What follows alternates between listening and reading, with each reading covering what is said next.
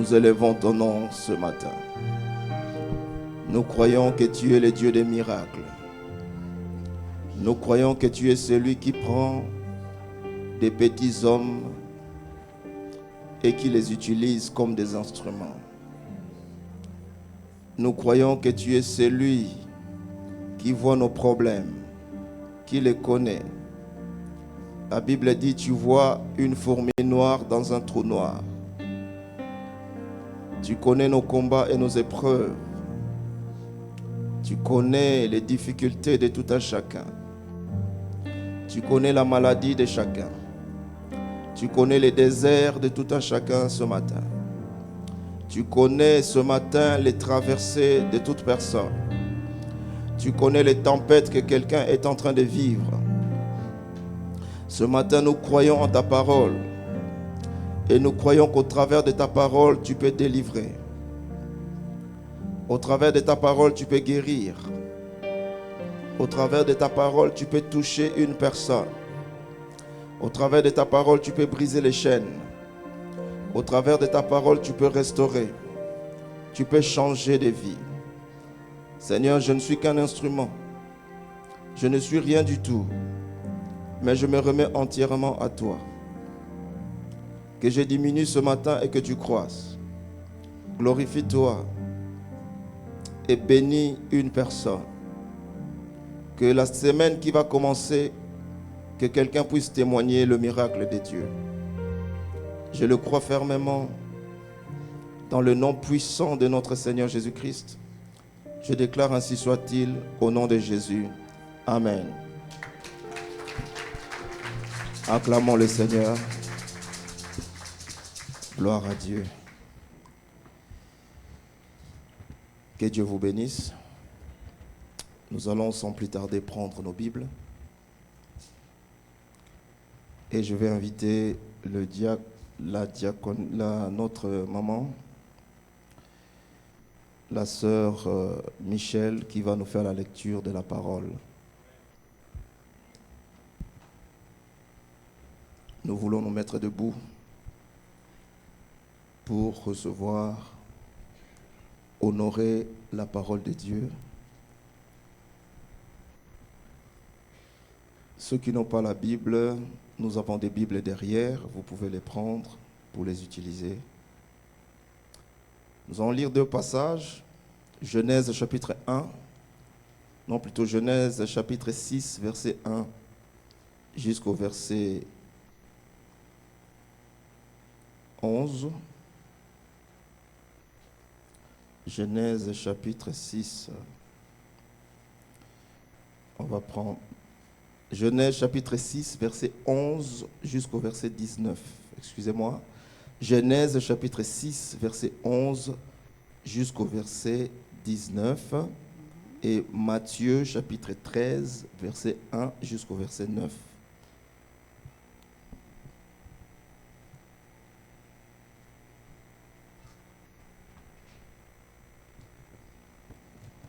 Si quelqu'un a trouvé, vous pouvez nous aider. Je lis pour la gloire de notre Seigneur Jésus-Christ, dans Genèse 6, du 11e au 19e.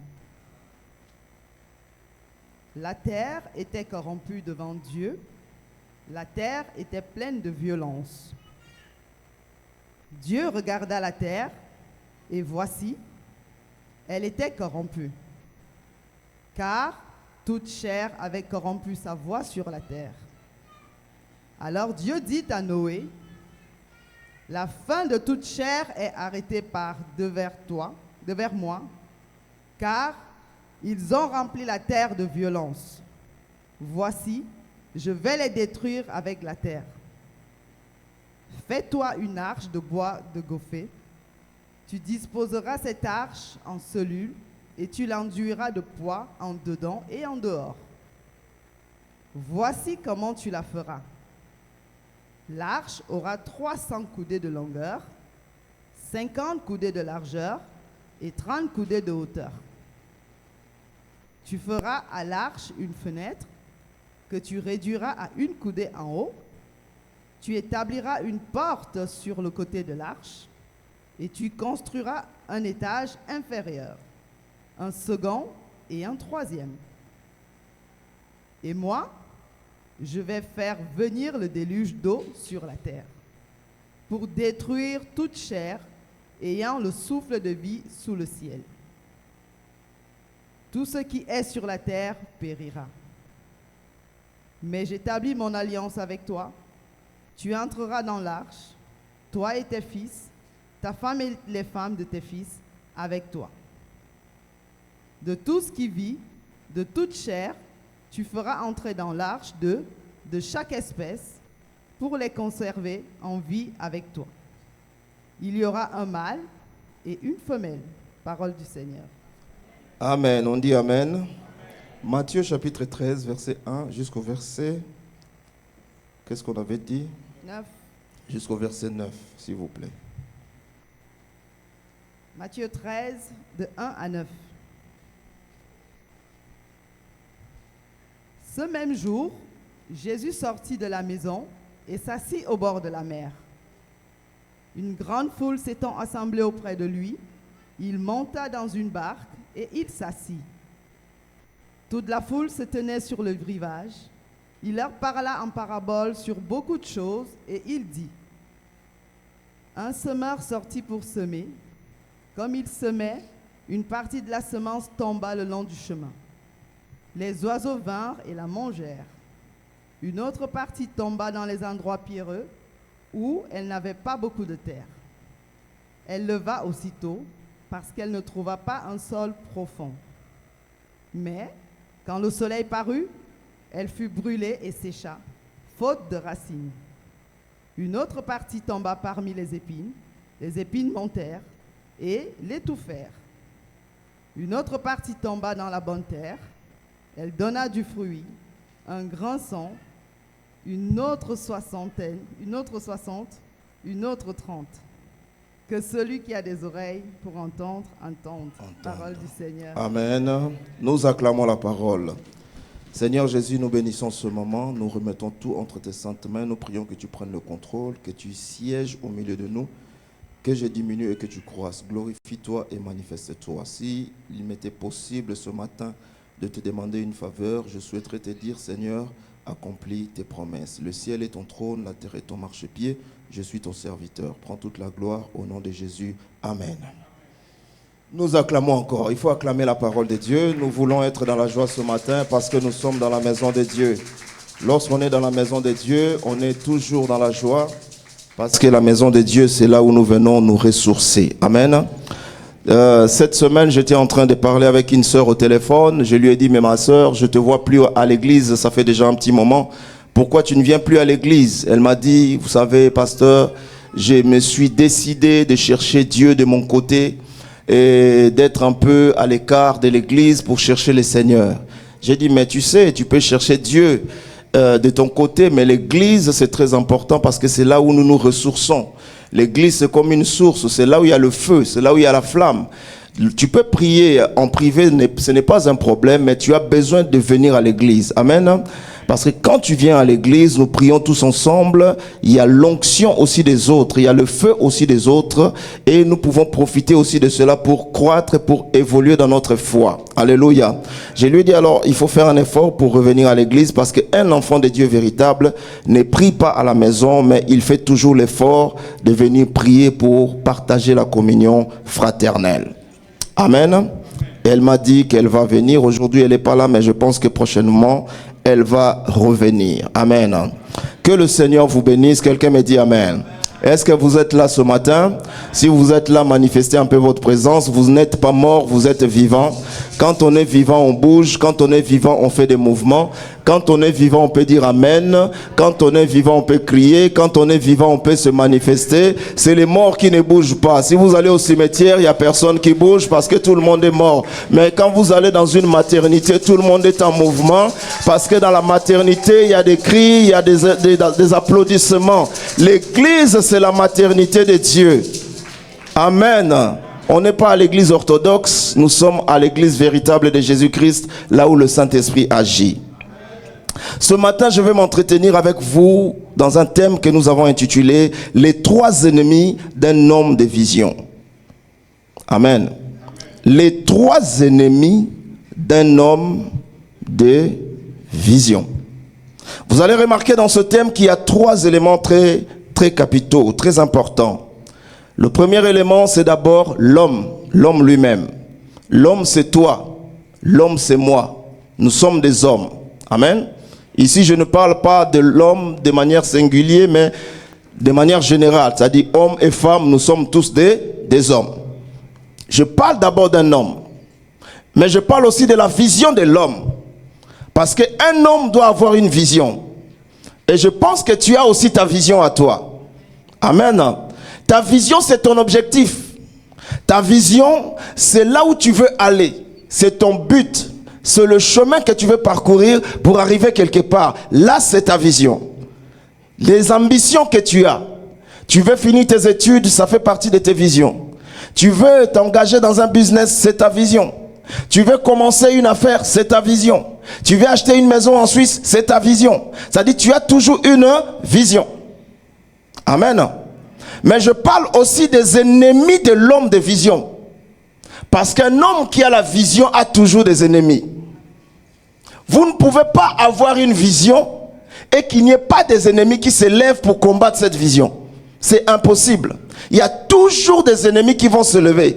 Ces ennemis peuvent être visibles, ils peuvent aussi être invisibles. Mais il y aura toujours quelqu'un qui va se lever pour contrecarrer, pour combattre, pour contredire la vision. Amen. Et nous sommes dans un monde, comme j'aime toujours le dire, tu peux être gentil plus que la gentillesse. Tu peux être bon plus que le bonbon.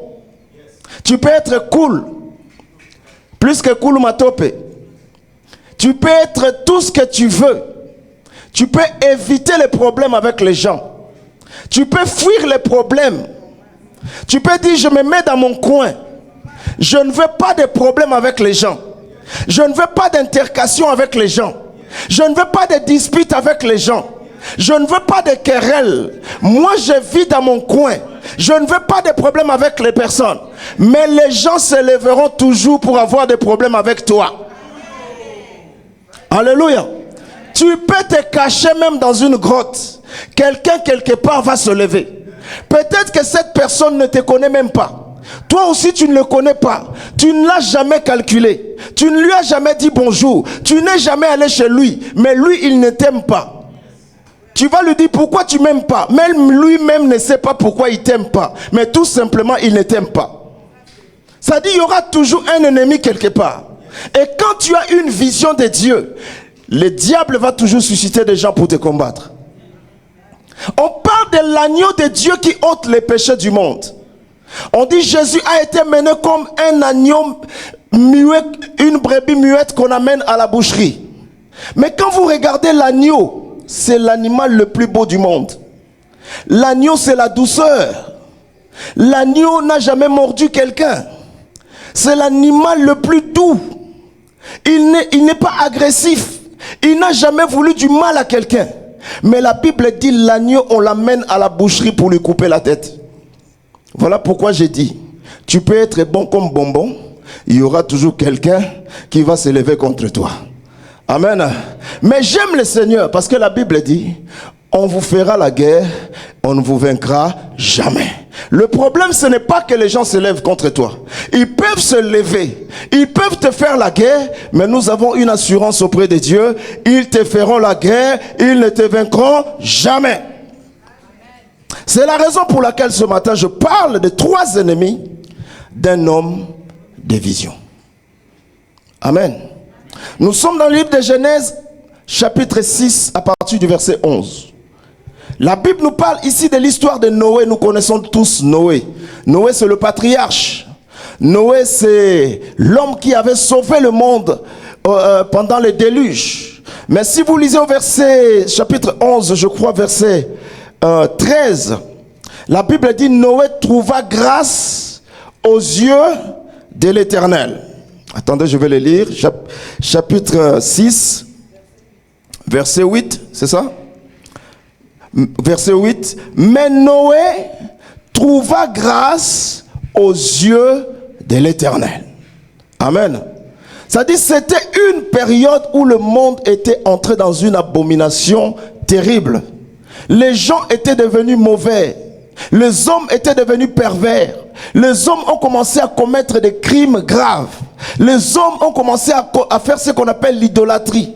Ils ont pris le bois, ils ont commencé à l'adorer à la place de Dieu. Ils ont pris la pierre, ils ont commencé à adorer à la place de Dieu. Le monde était devenu pervers. Les gens, il y avait la pédophilie, il y avait toutes les abominations que vous connaissez qu'on ne peut même pas nommer. C'est-à-dire le péché de ces gens avait tellement cru, avait tellement grandi que la Bible dit que leur péché est monté jusqu'au trône de Dieu. Et Dieu dans son trône a pris la décision. Dieu va dire: je vais détruire le monde par les déluges, parce que ces gens sont devenus mauvais. Tous les jours leurs pensées se tournent uniquement vers le mal. Ils n'ont plus l'amour du prochain, ils n'ont plus le pardon, ils n'ont plus la miséricorde. Ils sont devenus meurtriers, ils sont en train de s'entretuer, ils sont devenus mauvais. Alors je prends la décision de détruire le monde par les déluges. Alors la Bible dit: Dieu voulait détruire le monde par les déluges. Il avait résolu cela depuis le ciel, mais sur la terre il y a un homme qui avait trouvé grâce aux yeux de l'Éternel. Dieu a dit: même quand je vais détruire le monde par les déluges, il y a un homme qui va se sauver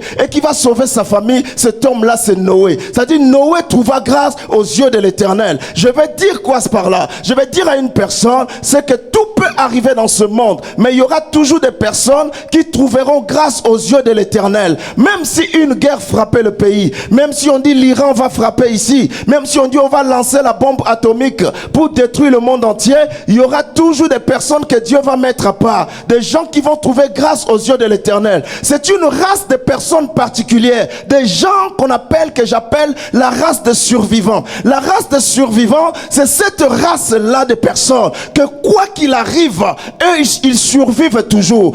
Même si une épidémie, on dit Ebola est arrivé, on dit coronavirus est arrivé, il y aura toujours un reste de personnes qui vont toujours s'en sortir parce qu'ils vont trouver grâce aux yeux de l'Éternel. Ésaïe dit: si l'Éternel des armées ne nous eût préservé un faible reste, nous serions comme Gomorrhe, nous serions semblables à Sodome. Parce que Dieu préserve toujours un faible reste de personnes. Un jour, Élie était en train de pleurer. Il dit: je suis resté tout seul. On a tué tous les prophètes, on a massacré tout le monde, on a tué tous les prophètes de Dieu. Je suis resté tout seul. Dieu lui dit: Élie, tu n'es pas tout seul, parce qu'à côté il y a encore 7000 qui n'ont pas encore fléchi les genoux devant Baal. C'est la réserve de Dieu, ce sont les mises à part, c'est la race de survivants, c'est les gens que Dieu se préserve. Écoutez-moi bien, le coronavirus est venu ici en 2019, 2020, 2021. Beaucoup de personnes qui ont attrapé le corona sont morts, mais il y a des gens qui ont survécu au corona. Moi qui vous parle ici, j'ai attrapé le corona pendant 3 fois. J'ai chopé le corona 3 fois, mais par la grâce de Dieu, je suis encore là. Et dans cette salle, il y a des gens qui ont chopé le Covid, qui ont été même aux urgences. Il y en a même qui ont été sous assistance respiratoire. Il y en a même qui ont été dans le coma. D'autres sont morts, mais toi tu es encore là parce que tu fais partie d'une race que j'appelle la race de survivants.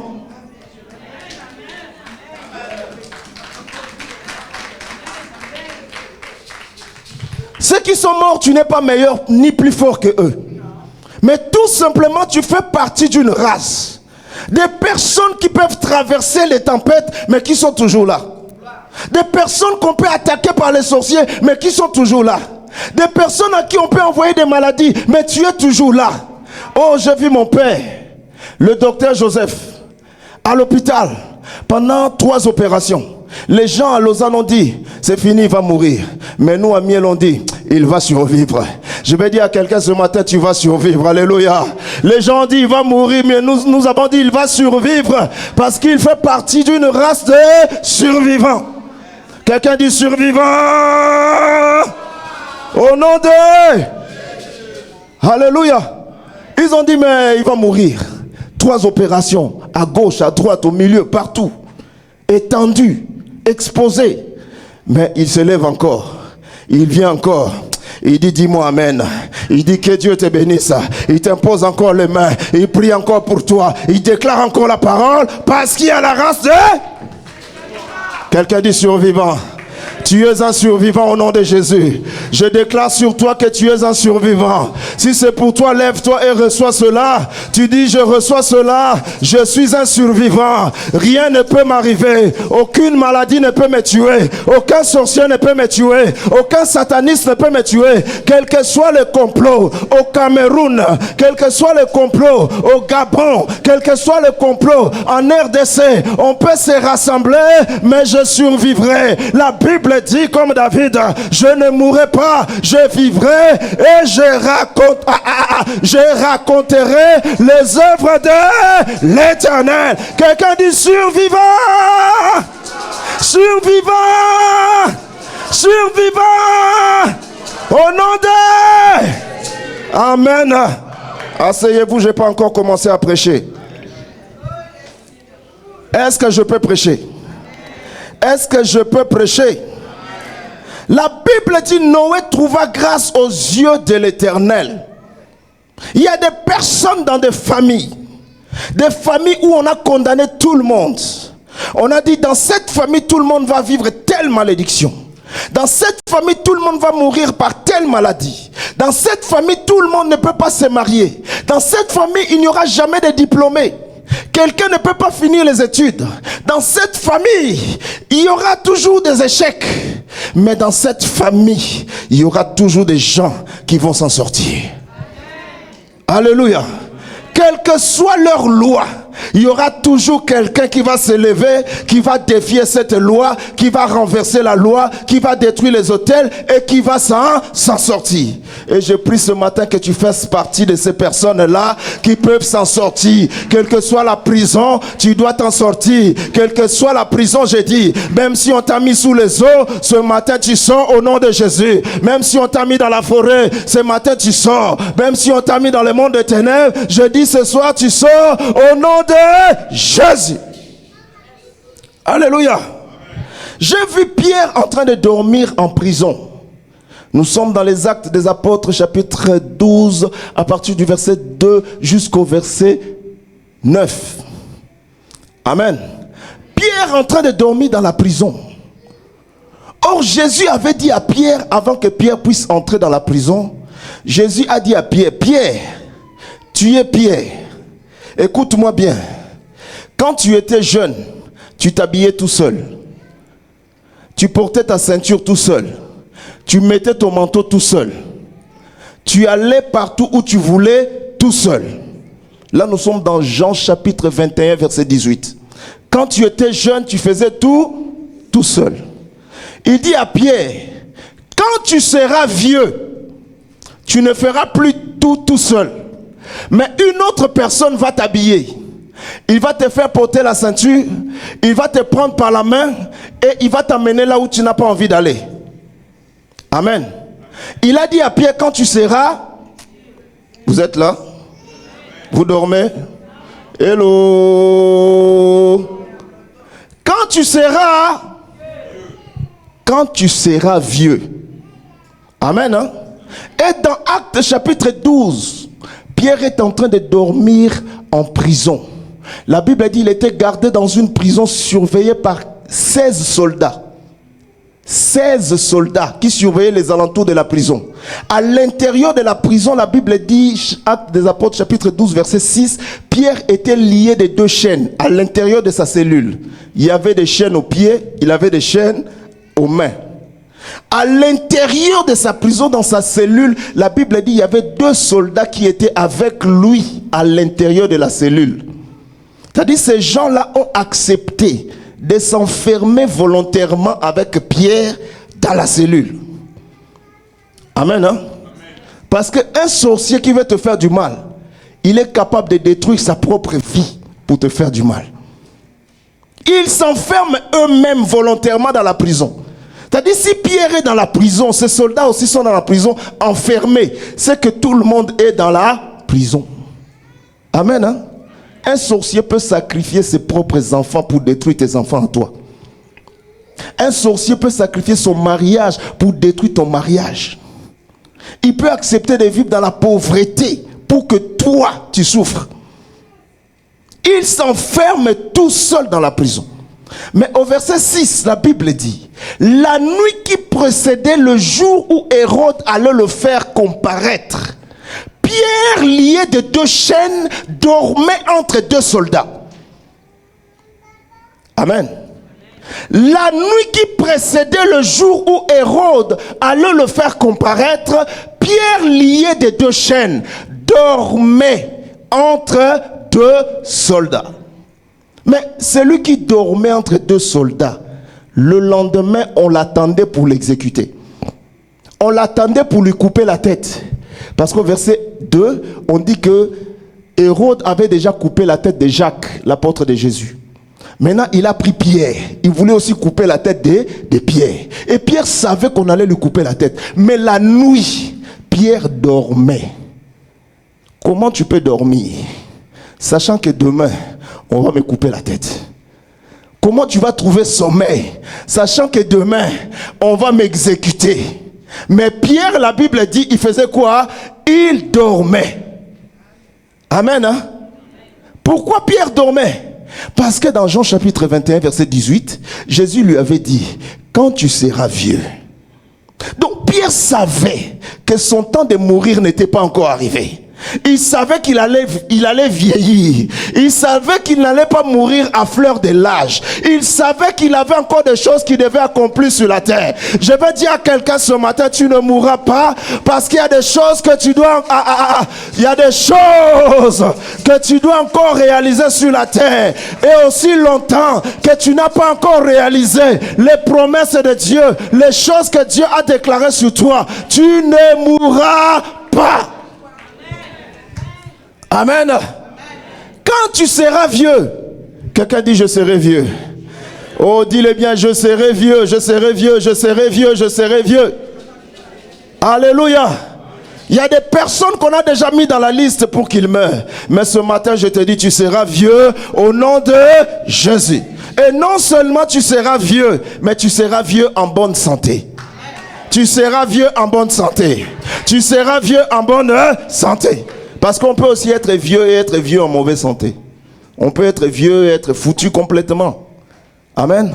Mais dans Exode chapitre 34, verset 5, la Bible dit, Moïse, l'homme de Dieu, mourut selon l'ordre de l'Éternel et il avait encore de la vigueur comme un jeune homme. Voilà pourquoi je dis, tu seras vieux, mais en bonne santé. Parce que ça ne sert à rien d'être vieux et malade. J'ai accompagné un vieux monsieur de 75 ans vendredi à l'hôpital des aveugles. Il allait pour se faire opérer. Il m'a dit, je lui ai dit, mais quand je l'ai ramené, j'ai dit, je vous encourage, que Dieu soit avec vous. Il m'a dit, mon ami, tu sais, j'ai l'habitude, moi. J'ai l'habitude des opérations. J'ai déjà 45 opérations à mon actif. Toute ma vie, j'ai toujours été malade. Et ça, c'est mon 45e opération. Dans mon dos, on m'a déjà opéré 11 fois. J'ai dit, oh mon Dieu, 45 opérations. Toute sa vie, il a toujours été malade. C'est-à-dire, on peut être vieux et en mauvaise santé. Amen. Mais toi qui es là, qui es en bonne santé, la moindre des choses que tu peux faire, c'est de rendre gloire à Dieu. Parce que la santé, c'est un trésor. La santé, c'est une richesse. C'est la meilleure richesse que Dieu te donne ce matin. Est-ce que tu peux acclamer pour le Dieu qui te donne la santé ce matin? Parce que tu es en bonne santé. Tu peux être vieux et être malade. Tu peux aussi être vieux et être en bonne santé. Amen. L'été passé, je suis allé à Ouchy. Je me suis dit, je vais boire un coca à la terrasse. Je me suis assis, je voulais regarder les gens. Il y avait une vieille dame qui est venue avec son chien. Elle s'est assise en face de moi. Elle a allumé une cigare. Elle a commencé à fumer. Je pense qu'elle avait 80 ans et plus. J'ai posé la question à cette dame. J'ai dit, madame, ça va? Vous n'êtes pas malade? Elle m'a dit, non, je ne suis pas malade. J'ai dit, mais vous fumez toujours? Elle m'a dit, j'ai fumé toute ma vie, j'ai toujours fumé. Je ne suis jamais tombé malade. J'ai dit, ah, mais moi, je connais une fille qui n'avait jamais fumé. Elle était seulement exposée à la fumée passive au boulot, quand les gens fument au boulot au café. Elle était seulement là en train de respirer la fumée des autres. Elle a attrapé un cancer de poumon. Elle est morte. Mais vous avez 80 et plus et vous fumez la cigare toute votre vie et vous ne mourrez pas. Elle m'a dit non, je ne suis jamais mort. Alléluia. C'est une survivante. Alléluia. Je ne dis pas qu'il faut aller fumer la cigare pour survivre. La cigare, c'est mauvais. Mais je vais dire, il y a une race de personnes qui ont trouvé grâce aux yeux de l'Éternel. C'est-à-dire, quoi qu'il arrive, ils vont toujours survivre. Quelqu'un dit, je suis un survivant au nom de Jésus. Amen. Matthieu chapitre 13, verset 1 jusqu'au verset 9. La Bible nous parle de l'histoire de celui qu'on appelle le sémeur. C'est la parabole du sémeur. Et Jésus dit, un homme sortit pour planter de la sémence. Alors qu'il allait planter la sémence, il allait faire son travail, il allait vers son objectif. La Bible dit, sur son chemin, une partie de sa sémence tomba sur le chemin. Il a perdu une partie de sa sémence. Ça dit que cet homme, lorsqu'il arrive à sa destination pour planter la sémence, il n'arrive pas avec la sémence au complet parce qu'il y a une partie qui est tombée sur le chemin. Amen. Et lorsque la sémence tombe sur le chemin appartient à tout le monde. Le chemin, c'est le passage obligé de tout le monde. Tout le monde passe par là. Dans le chemin, on peut croiser n'importe qui.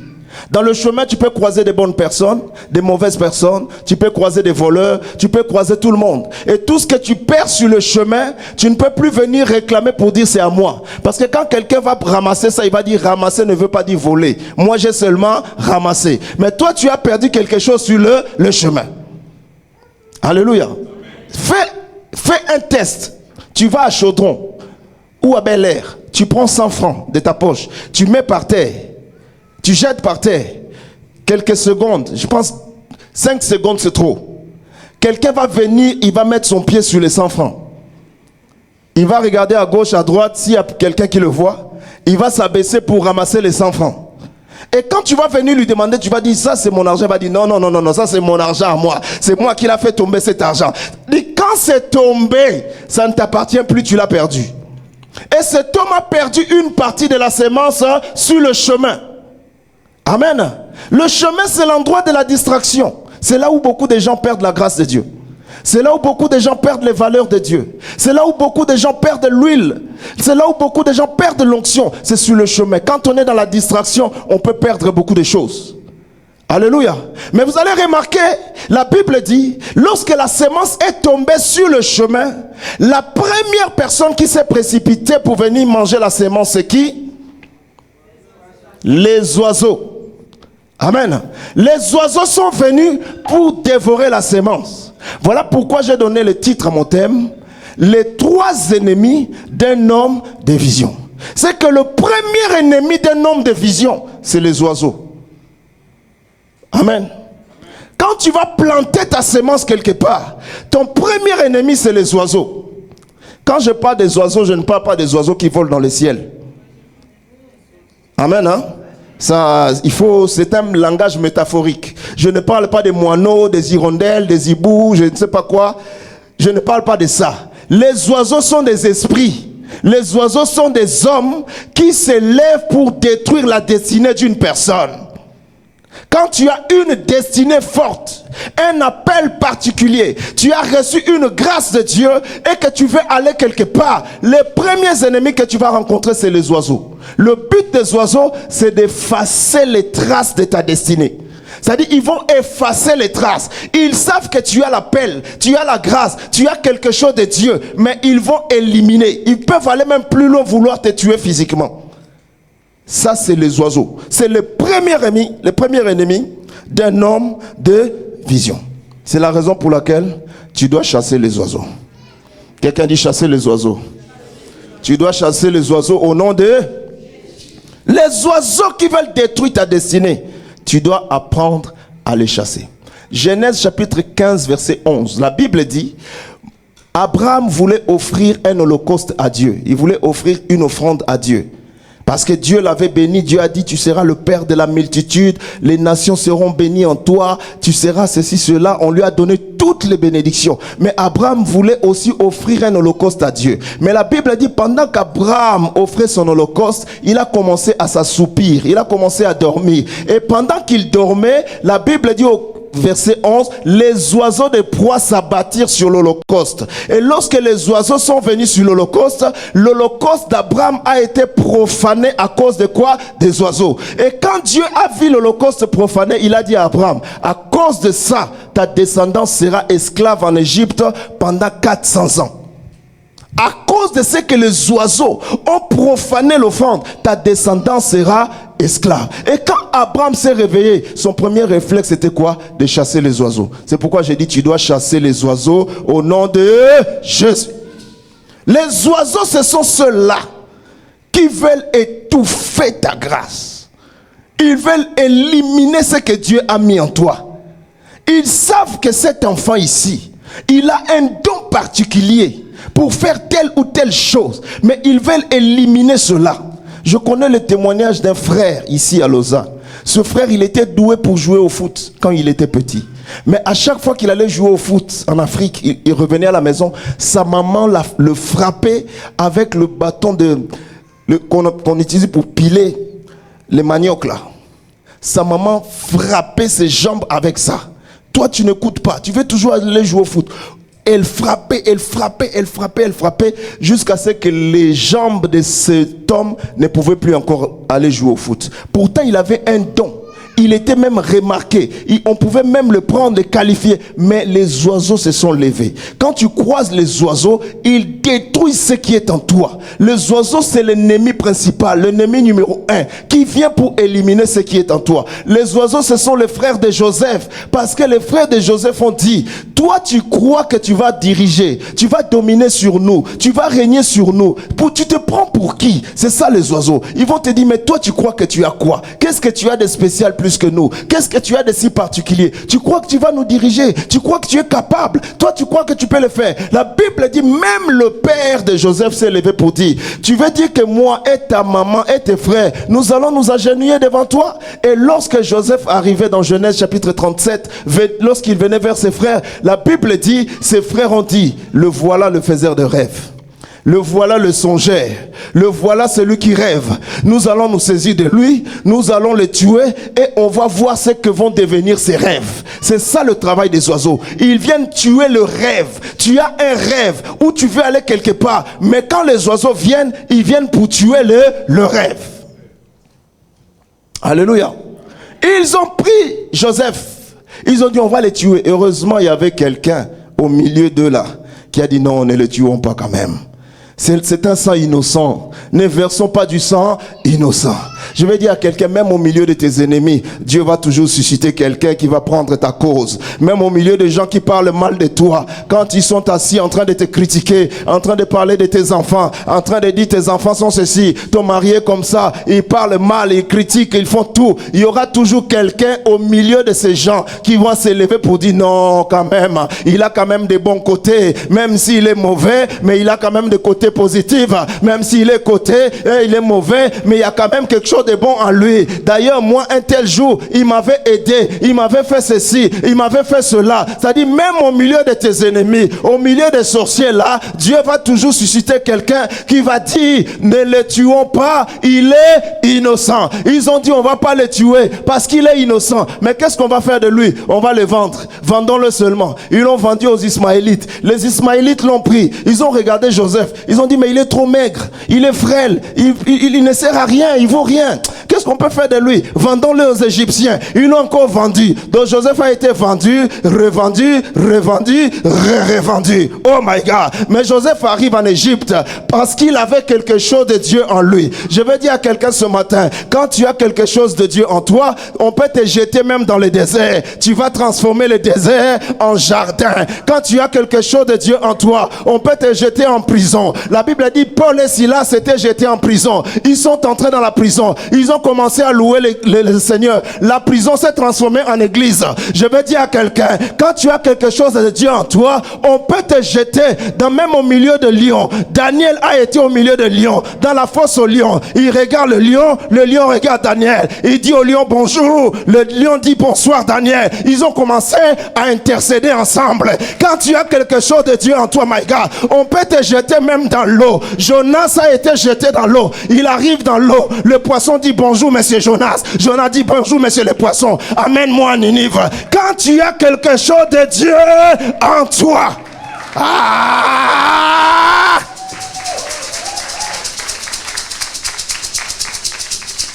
Vendu, revendu, revendu. Et moi, je dis toujours merci Seigneur. Parce que Joseph a été vendu. Amen. Parce que si Joseph n'était pas vendu, nous, on n'allait pas être sauvés. Joseph, c'est Jésus-Christ, c'est l'image du Seigneur Jésus. Amen. Et Jésus dit dans une parabole, il dit, si ton œil droit est pour toi une occasion de chute, fais quoi? Arrache-le et jette-le loin de toi. Si ton bras droit est pour toi une occasion de chute, papa et maman, fais quoi? Arrache-le et jette-le loin de toi. Amen. Oh, Joseph, c'est l'œil de ses frères. C'est l'œil d'Israël. C'est Jésus, l'œil d'Israël. Amen. Ils ont pris Jésus qui est l'œil, ils ont jeté. Oh, la Bible dit, Matthieu chapitre 6, l'œil est la lampe du corps. Si ton œil est en bon état, tout ton corps sera dans la lumière. Si ton œil est en mauvais état, tout ton corps sera dans le... Et ils ont enlevé l'œil, ils ont le jeté. C'est pourquoi jusqu'à aujourd'hui, Israël est resté dans les ténèbres. Et nous, les nations, les Égyptiens, nous avons ramassé l'œil, qui est la lumière, qui est Jésus. Et aujourd'hui, l'église est dans la lumière. Alléluia. Ça dit, eux, ils ont jeté, nous avons ramassé. Ils ont abandonné, nous avons ramassé. Ils ont délaissé, nous avons ramassé. La Bible dit la pierre qui bâtissait, la pierre qu'ont rejeté ceux qui bâtissaient est devenue la principale de l'angle. Ils ont jeté, nous avons ramassé, parce qu'on dit, quand quelqu'un jette, quelqu'un prend. En Afrique de l'Ouest, on dit quand quelqu'un jette, quelqu'un prend. Hein, comment? Quand quelqu'un laisse, alléluia. Quelqu'un laisse, quelqu'un prend. Les gens t'ont laissé parce qu'ils ont cru que tu ne valais rien. Mais là où tu vas aller, là où tu vas aller, j'ai dit à quelqu'un, là où tu vas aller, là où tu vas aller. Joseph a été jeté, les Égyptiens l'ont récupéré, l'Égypte a été bénie. Tu es un enfant de Dieu. Partout où tu arrives, tu dois influencer, tu dois impacter, tu dois manifester la gloire de Dieu, parce que la grâce de Dieu est avec toi. Même dans ton travail, lorsque tu arrives, même s'il y a des occultistes, toi tu dois manifester la gloire de Dieu, tu dois manifester la puissance de Dieu, tu dois manifester la main de Dieu au nom de Jésus. Quelqu'un laisse, quelqu'un jette. Ah, si ton mari te dit je vais te chasser, dis-lui d'accord, quand tu vas me chasser, quelqu'un va me prendre. Alléluia. Alléluia. J'ai dit le premier ennemi d'un homme de vision, c'est quoi? C'est les oiseaux. Vous savez, il y a des personnes, c'est quand ils sont près de leur but que l'échec arrive. Amen. Si vous avez déjà remarqué que c'est quand vous êtes prêt à conclure un grand contrat, à réaliser quelque chose de grand, vous avez travaillé dur, vous avez investi, mis de côté, économisé, mais quand vous voulez commencer, il y a quelque chose qui arrive. C'est qu'il y a des oiseaux qui sont derrière toi. Ils viennent pour détruire ta vision. Amen. Hein? Il y a des personnes comme ça. Elle trouve un fiancé, tout va bien. Au moment où elle va présenter le fiancé chez les parents, le fiancé dit non, je ne veux plus. C'est fini. Au moment où elle commence à s'investir dans la chose, on dit c'est fini. Ça veut dire qu'il y a des oiseaux qui sont derrière. Et Noé a rencontré des oiseaux. Parce que quand il a commencé à bâtir l'arche de Dieu, il y a des gens qui se sont levés pour dire Noé, laisse tomber. Tu es trop vieux. Tu es trop vieux pour faire ça. Tu ne peux pas bâtir l'arche. Ici, c'est le désert. Il n'y a pas de l'eau. L'arche se bâtit au bord des eaux, au bord des mers, des océans. On est en plein désert, mec. Arrête. Ils ont essayé d'éliminer la vision de Noé. Amen. Hein? Mais Noé n'a pas lâché. Il n'a pas abandonné, il a continué sa vision. Je vais dire à quelqu'un ce matin, quels que soient les oiseaux qui peuvent s'élever devant toi, tu dois continuer la vision au nom de Jésus. N'abandonne pas, ne lâche pas. Tu dois continuer. Si tu as essayé hier, ça n'a pas marché. Aujourd'hui, ça va marcher au nom de Jésus. Alléluia. Si aujourd'hui, ça ne marche pas, demain, ça va marcher au nom de Jésus. Mais toi, tu dois continuer dans ta vision. Continue encore. Lance-toi encore. Parce que le Dieu que tu sers, c'est le Dieu de toute possibilité, de toute capacité, de toute profondeur. Il est capable. Là où il y a l'échec aujourd'hui, lui peut changer l'échec en réussite. Quelqu'un peut me dire Amen?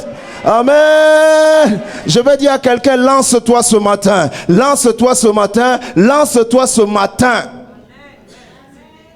Ne dis pas je suis trop vieux pour étudier. À mon âge, je ne peux plus étudier, je n'ai plus d'intelligence, j'ai trop de factures, ma tête chauffe, je suis dépressif, je ne peux plus étudier. Moi, je te dis ce matin, lance-toi. Ne dis pas, je suis trop vieille pour me marier. À mon âge ici, qui va encore me prendre? J'ai déjà 3 enfants, j'ai déjà 2 enfants, personne ne va me prendre. Moi, je te dis, lance-toi, parce qu'il y a quelqu'un qui va te prendre.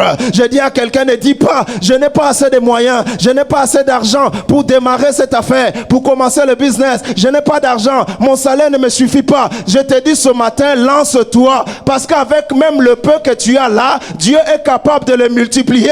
Ce matin, je te dis, lance-toi. Tu ne sais pas si ça va marcher, tu ne sais pas si ça va réussir. Comment tu peux dire ça ne va pas marcher alors que tu n'as pas encore essayé? Ton problème, ce n'est pas de réfléchir. Ton problème, c'est lance-toi. Au nom de Jésus. Dis à voisin, lance-toi. Dis voisin, lance-toi. Lance-toi. Tu peux le bousculer. Dis, je bouscule, je te bouscule. Lance-toi. Oh, oh, oh, oh, oh, oh. Il y a quelqu'un qui a peur de son voisin. Quelqu'un a peur du voisin. Il regarde la tête du voisin, il dit, ce voisin est fâché. Si le voisin est fâché, tourne-toi, il y a un autre voisin à côté. Amen, hein? Dis voisin, voisin, voisin, voisin, voisin, voisin. Voisin, voisin, voisin. Ah, ah, ah. Mais pourquoi tu as peur du voisin? Souris un peu à ton voisin, souris. Vous savez, il y a des gens toute cette semaine qui n'ont pas souri. Tu peux sourire un peu, souris un peu. Tu as des belles dents, souris. Souris. Tu peux sourire un peu. Souris. Souris un peu. Est-ce que quelqu'un peut sourire? Oh. Frère, tu es dépressif, pourquoi? Toute la semaine, tu n'as pas souri. Mon patron me harcèle, les factures me font mal à la tête, ma femme me prend la tête, les enfants courent partout à la maison, et tu n'arrives pas à sourire, et tu veux nous amener encore ça ici à l'église. Non, frère, à l'église on sourit. Est-ce que tu peux sourire? Je vois quelqu'un qui sourit.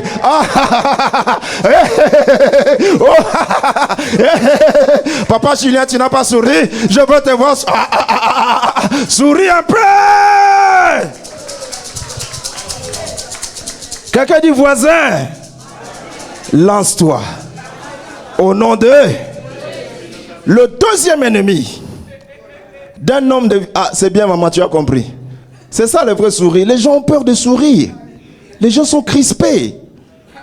C'est vrai. Moi, je croise mon voisin dans l'ascenseur. Il ne veut même pas me regarder. Mais on habite le même immeuble. Je dis, mais voisin, je t'ai rien fait. Tu peux au moins me dire bonjour. Tu vois? Les gens ont peur à cause de factures. Les gens, il y a des gens, ça fait 3 semaines, il n'a même pas ouvert la boîte aux lettres. Il a peur, il est traumatisé par ça. Frère, il faut vivre, il faut vivre. Il faut vivre. Il faut vivre. Parce que les factures, ça finira pas jusqu'à ce que Jésus va venir. Il y aura toujours ça.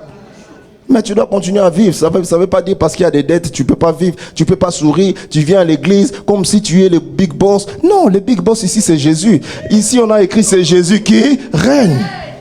Quelqu'un fait au nom de Jésus. Amen. Le deuxième ennemi, cher bien-aimé, d'un homme de vision, ce sont les cailloux. Ce sont les cailloux, les terres arides. Ce sont aussi ce qu'on peut appeler les terres rocailleuses. Amen. Hein? Parce que la Bible dit, Jésus dit, lorsque l'homme est sorti pour planter la sémence, il a rencontré d'abord les oiseaux. la semence est tombée sur le chemin, les oiseaux l'ont mangé. La deuxième chose, la semence est tombée sur des cailloux ou des pierres rocailleuses. Amen. Et quand la semence est tombée sur les cailloux, la Bible dit que la semence ne pouvait pas pousser. Amen. Vous êtes encore là? Je parle des 3 ennemis d'un homme.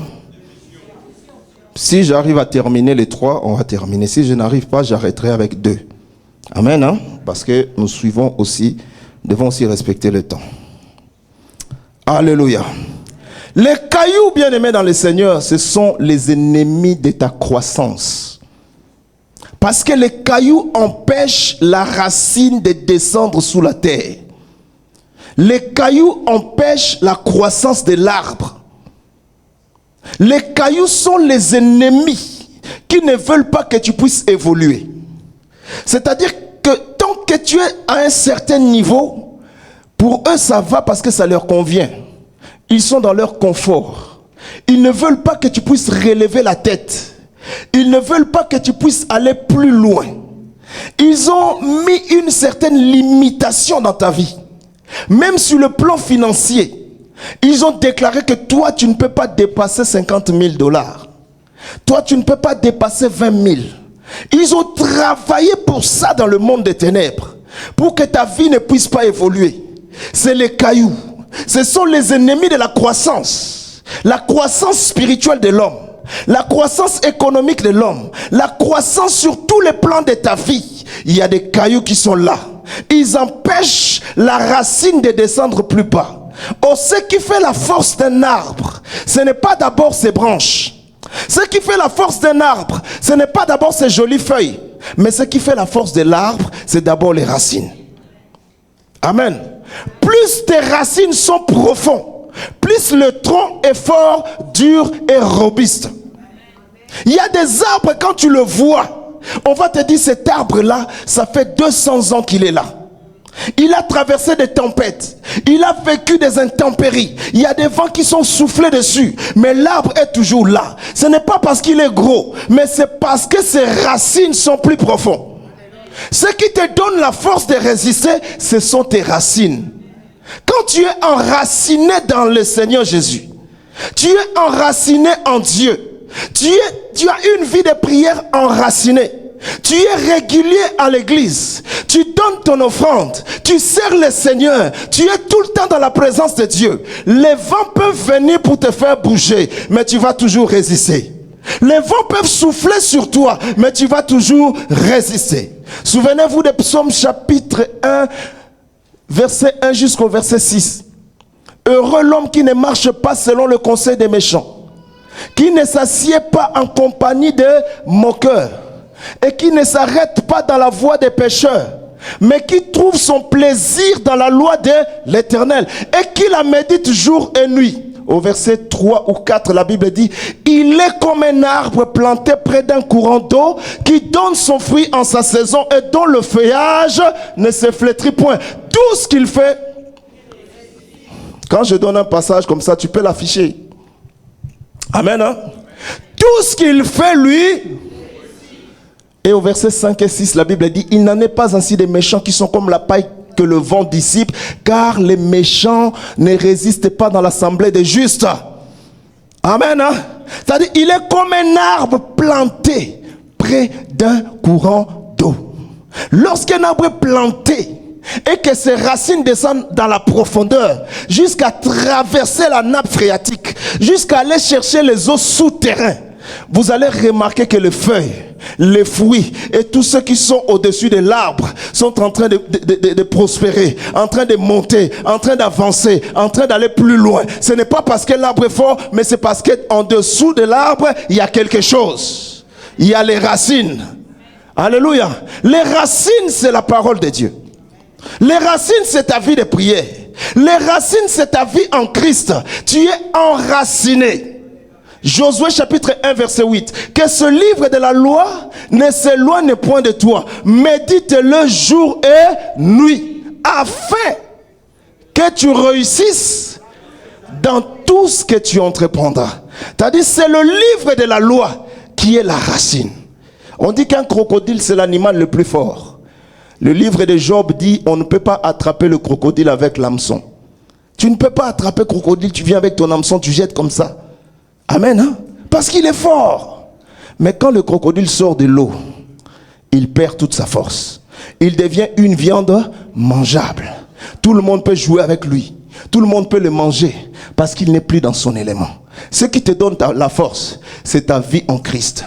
Quand tu es dans le Seigneur Jésus, tu es fort. Aucun sorcier ne peut te toucher. Aucun marabout ne peut t'atteindre. On peut prendre ton nom, emmener chez le féticheur. Il va faire ses gris-gris. Il va faire ses grimaces. Ça ne marchera pas parce que tu es enraciné dans le Seigneur. Quand tu es dans ton élément, on ne peut pas te manger. Tu n'es pas une viande mangeable. Ils peuvent essayer de te manger. Mais la Bible me dit, je ferai manger à tes ennemis leur propre chair. Je ferai boire à tes ennemis leur propre sang. Que celui qui veut manger ta chair, que sa chair à lui-même soit mangée au nom de Jésus. Quelqu'un dit, mon sang n'est pas un breuvage. Oh, dit, mon sang n'est pas un breuvage. Dit, aucun sorcier ne peut boire mon sang. Ah, tu l'as pas dit, c'est que toi tu crois que les sorciers vont boire ton sang. Amen. Moi, je ne comprends pas qu'un chrétien, un enfant de Dieu qui prie beaucoup, assidu, un vrai enfant de Dieu, les sorciers vont le manger avec du riz, avec le makemba, avec la sauce bolognaise. Un sorcier ne peut pas te manger parce que tu es un enfant de Dieu. La Bible dit, celui qui est en moi est plus fort que celui qui est dans le monde. Alléluia. Celui qui est en toi est plus fort que celui qui est dans le monde. On te fera la guerre, on ne te vaincra jamais. Je vais finir parce que sinon je ne finirai pas. Amen, hein? Je dis le deuxième ennemi, ce sont les cailloux. Les cailloux, ce sont ceux-là qui s'opposent à ta croissance. Ils savent ton potentiel, ils connaissent, ils savent que tu es capable. Ils savent que tu as un don en toi, mais ils ne t'encouragent pas. Ils ne t'accompagnent pas. Ils veulent que tu sois là à leur niveau, au même niveau que eux. Ils vont jamais te soutenir, ils vont jamais t'encourager. Ils vont jamais te dire, ma soeur, vas-y, tu peux faire. Tu as un don, tu as une grâce, tu peux le faire. Ils vont jamais le dire parce que ce sont des cailloux. Lorsque la sémence tombe sur les cailloux arrêtent la progression de la sémence. Amen, hein? Le troisième ennemi, selon toujours Matthieu, chapitre 13, c'est les épines et les ronces. Amen. Jésus dit, l'homme sortit pour se planter de la sémence. Une partie de la sémence tomba sur la terre. Une partie de la sémence tomba sur des pierres rocailleuses. Et une partie de la sémence tomba sur les ronces et sur les épines. Les ronces et les épines sont les ennemis de l'étoile d'un homme. Parce que tu as une étoile. Toute personne sur la terre est née avec une étoile. Amen. Tous tes enfants que tu as là, chacun a son étoile. Mais les ronces, ce sont les ennemis de l'étoile parce qu'ils s'élèvent pour étouffer l'étoile. Les ronces ont deux objectifs. Le premier objectif des ronces, c'est d'étouffer la grâce, d'étouffer la lumière, d'étouffer l'étoile d'une personne. Ce sont des esprits de force, ce sont des lois familiales qui s'élèvent pour étouffer l'étoile d'une personne. On appelle ça les ronces et les épines. Or, la Bible dit quelque part, on n'allume pas une lampe pour la mettre sous le boiseau. Quand on allume la lampe, on la met sur le chandelier pour que toute la maison soit éclairée. C'est-à-dire, toi, en tant que lampe, tu dois être sur le chandelier pour éclairer toute la maison. Le chandelier, c'est Jésus-Christ. Le chandelier, c'est l'image du Saint-Esprit. Tu dois être sur le chandelier parce que tu as une grâce, tu es une lumière, tu es une étoile. Mais les ronces et les épines vont faire quoi? Ils étouffent ton étoile. Amen.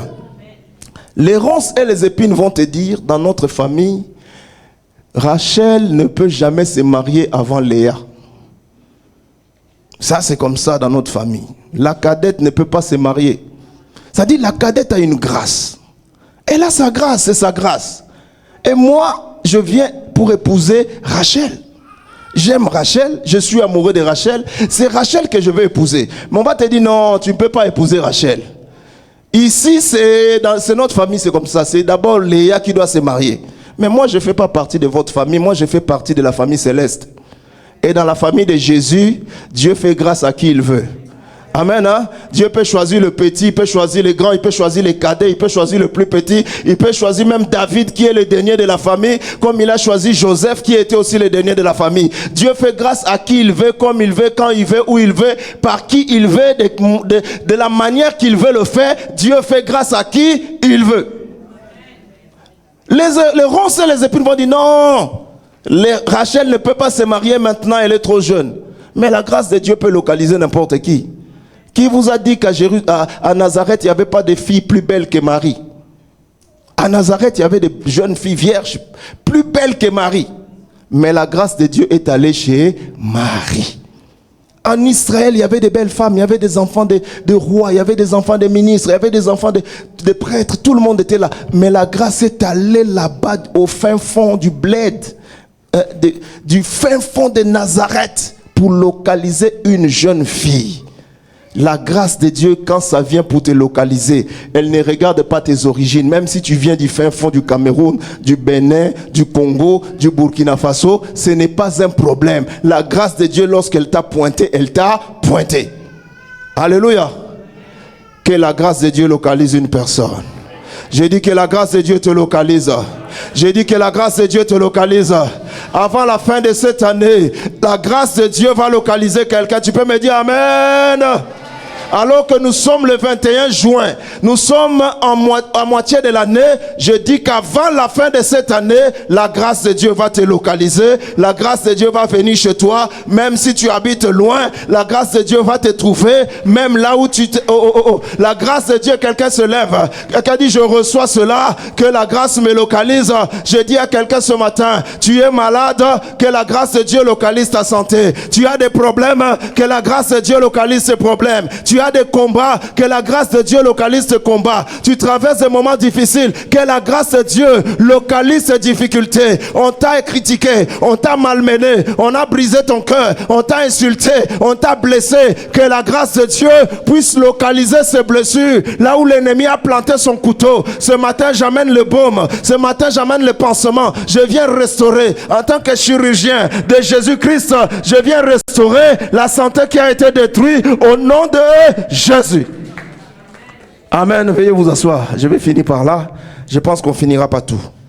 Alléluia.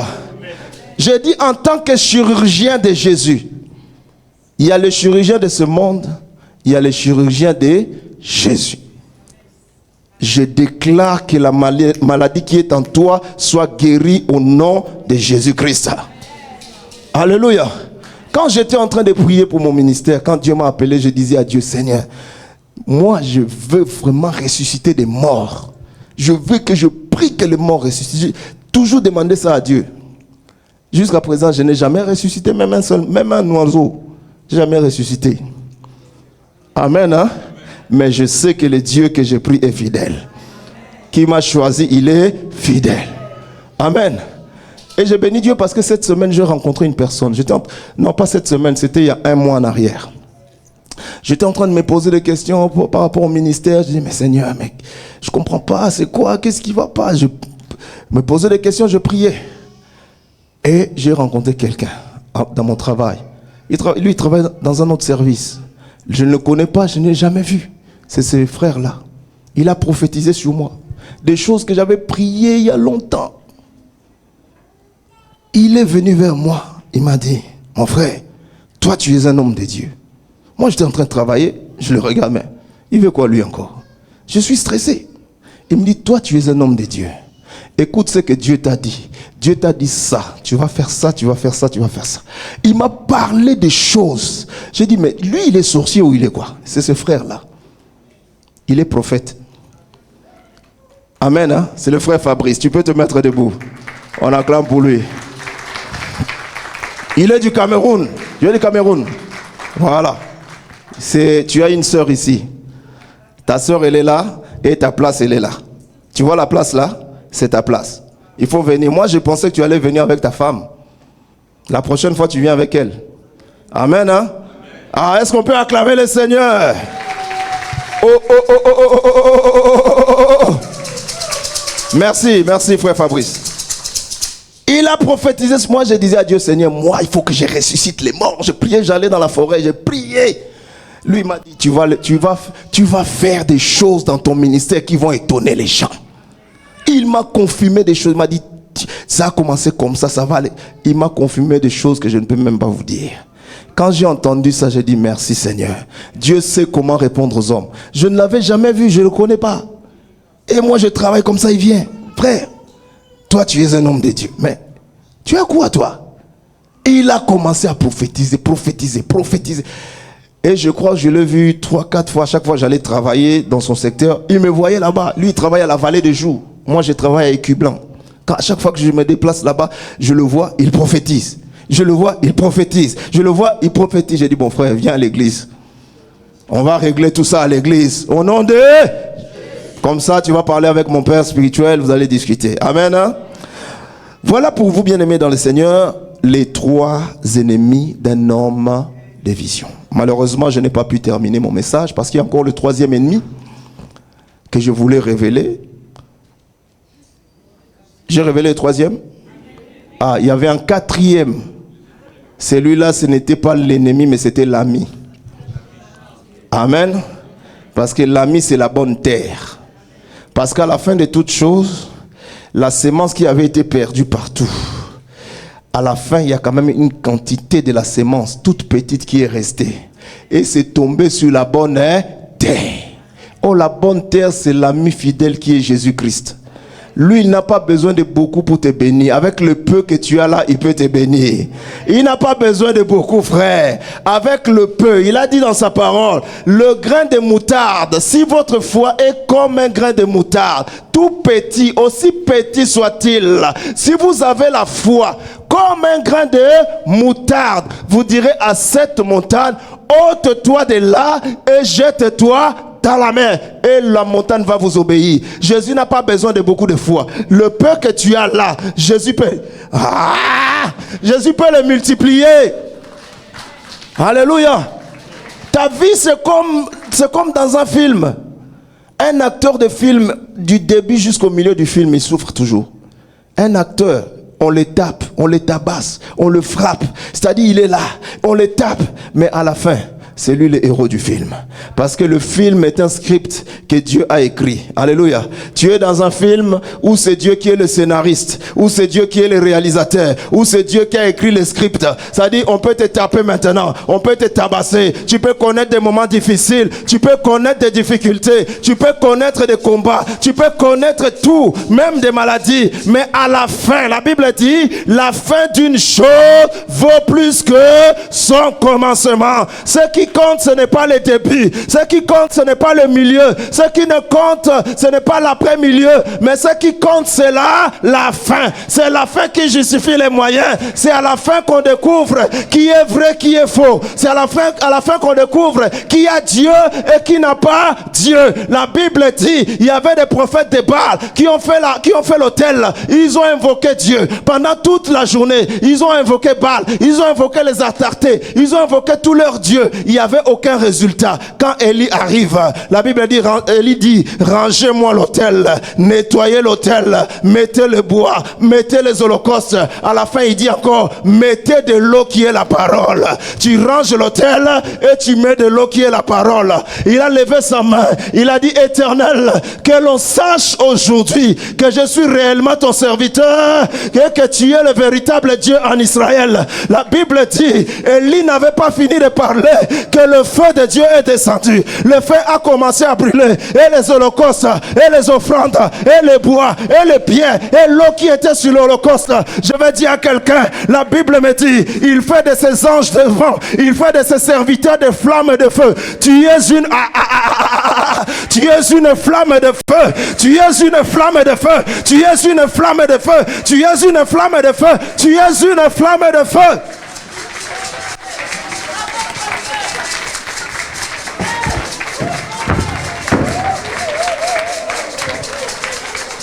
Quelqu'un dit yeah!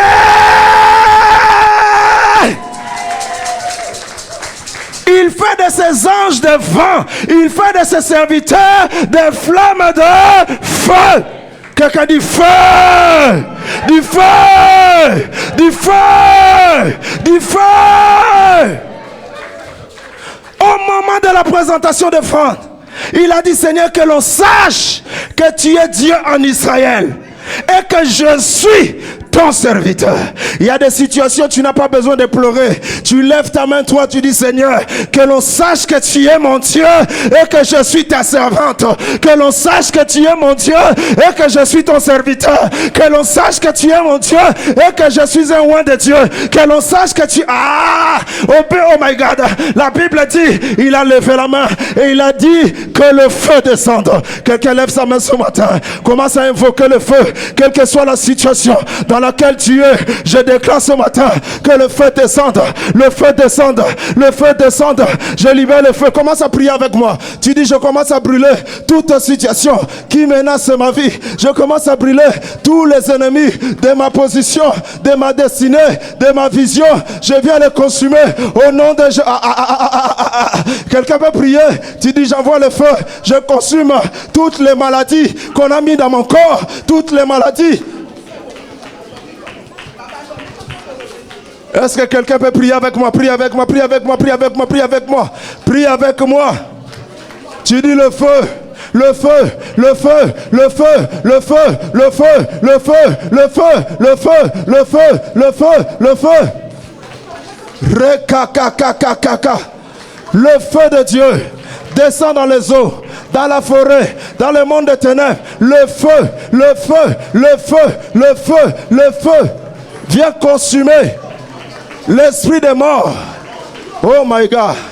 Rekakakaka. Rekakakaka. Oh kaya baba baba. Au nom de Jésus. Au nom de Jésus. Au nom de Jésus. Au nom de...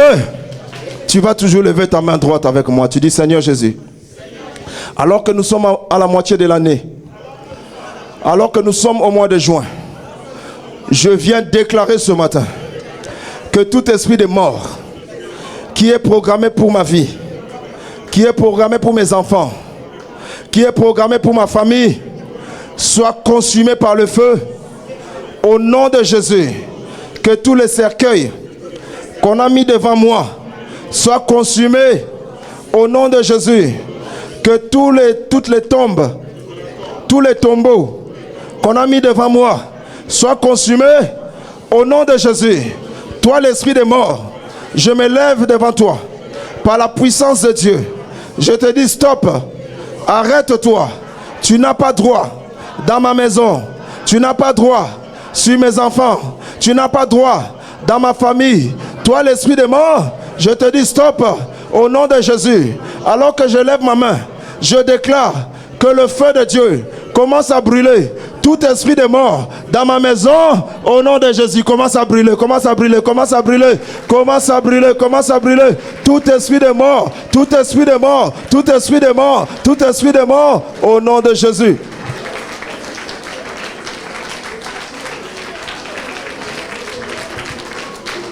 Brûle encore, brûle encore, brûle encore, brûle encore, brûle encore, brûle encore.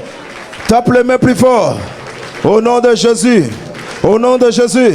Au nom de Jésus. Au nom de Jésus. Au nom de Jésus. Au nom de Jésus. Au nom de Jésus. Au nom de Jésus. L'esprit des morts, je détruis. Je détruis. Je détruis. Je détruis. Je détruis. Je détruis. Je détruis. Je détruis. Au nom de Jésus. Au nom de Jésus. Au nom de... Lève toujours ta main droite. Seigneur Jésus, ce matin, conformément à la parole que nous avons entendue ce matin, je me lève contre tous les oiseaux qui sont les ennemis de ma destinée, qui veulent tuer ma destinée. Je me lève contre eux. Tous les oiseaux qui veulent tuer la destinée de mes enfants, je me lève contre vous. Au nom de Jésus, je prends le fouet. Tu dis, je prends le fouet. Comme Abraham, dans Genèse 15, il a pris le fouet pour chasser les oiseaux. Ce matin, je prends le fouet. Je commence à chicoter les oiseaux. Tous ceux qui veulent ma mort, commence à les chicoter. Qui veulent arrêter ta destinée, je viens chicoter tous les oiseaux, tous les ennemis de ma destinée, les ennemis de mon mariage, les ennemis de mon ministère, les ennemis de ma vie. Je viens les chicoter. Quelqu'un peut chicoter. Je vais te voir chicoter. Tu le fais avec des gestes prophétiques. Pendant que tu le fais, tu chicotes tous les ennemis. C'est un travail spirituel. Ce n'est pas physiquement, mais c'est dans la dimension spirituelle. Pendant que tu le fais, tu le chicotes spirituellement. Tu es en train de le fouetter. Toi, tu ne vois rien, mais sur le plan spirituel, il y a que sur le plan spirituel, my God, my Jesus, my God, my Jesus, my God, my Jesus, mon Père, commence encore, vas-y, chicote. Je chicote tous les sorciers qui veulent me détruire, qui détruisent la vie de mes enfants, qui détruisent mon mariage, qui détruisent ma vie, qui détruisent mon ministère, qui s'élèvent. Commence à chicoter tous les ennemis de la destinée. Je viens les chicoter, je viens les chicoter au nom de Jésus, au nom de Jésus, au nom de Jésus, au nom de Jésus, au nom de Jésus. Chicote-le au nom de Jésus. Oh, tu vas prier encore avec moi. Lève toujours ta main. Seigneur Jésus, je prie maintenant contre mes deuxièmes ennemis qui sont les pierres, qui résistent à ma croissance, qui ne veulent pas que je progresse. Je me lève contre vous. Seigneur, la Bible me dit que toi-même tu es la pierre qui tombe de la montagne sans le secours d'aucune main. Seigneur, la Bible me dit que tu es la pierre rejetée qui est devenue la principale de l'angle. Ce matin, je prends la pierre qui est Jésus, la grande pierre, pour détruire toutes les petites pierres qui résistent à ma vie. Allez, prends maintenant la grande pierre, commence à frapper, à détruire, à briser toutes les petites pierres. Parce que Jésus, il est la grande pierre qui tombe de la montagne sans le secours des hommes, sans le secours d'aucune main. Je prends la pierre angulaire, je prends la pierre angulaire qui est le Seigneur Jésus. My God, my Jesus, my God, my Jesus, in the mighty name. Vas-y encore, je brise, commence à briser, brise les cailloux, brise les pierres, brise les cailloux, brise les cailloux qui résistent à ta vie, qui résistent à ton destin, qui résistent. Je viens les briser. My God, my Jesus, au nom de Yeshua, mon Père, vas-y encore. Tu peux briser, my God. In the mighty name, in the mighty name, in the mighty name, in the mighty name. Rekakayana. Au nom de Yeshua HaMashiach. Au nom de...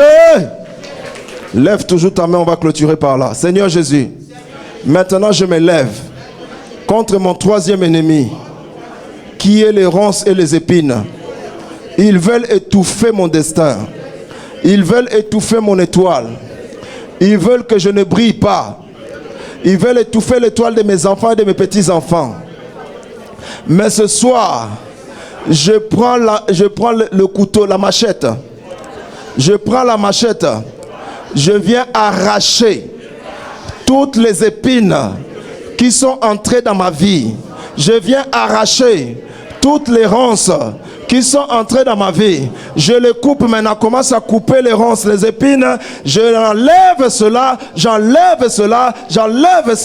Tout ce qui étouffe mon mariage, tout ce qui étouffe mon ministère, tout ce qui étouffe ma vie, tout ce qui étouffe mon travail, tout ce qui étouffe mes études, tout ce qui étouffe mes relations, tout ce qui étouffe. Vas-y. Commence à détruire. Commence à arracher. J'arrache cela.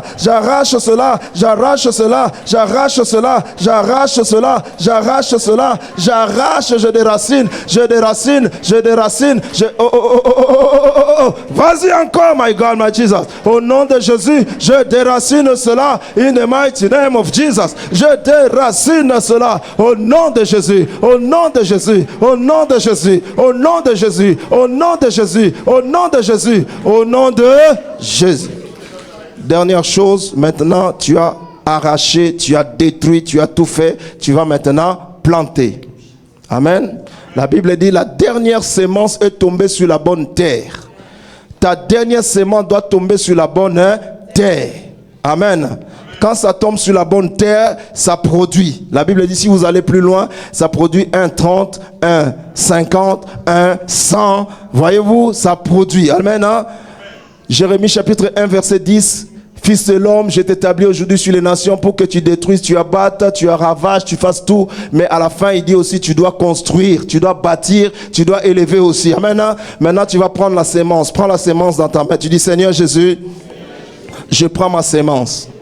Ma sémence, c'est mon argent. C'est la sueur de mon front. Je vais planter cela sur la bonne terre, afin que cela puisse produire. Seigneur Jésus, je crois que tu es le Dieu de la multiplication.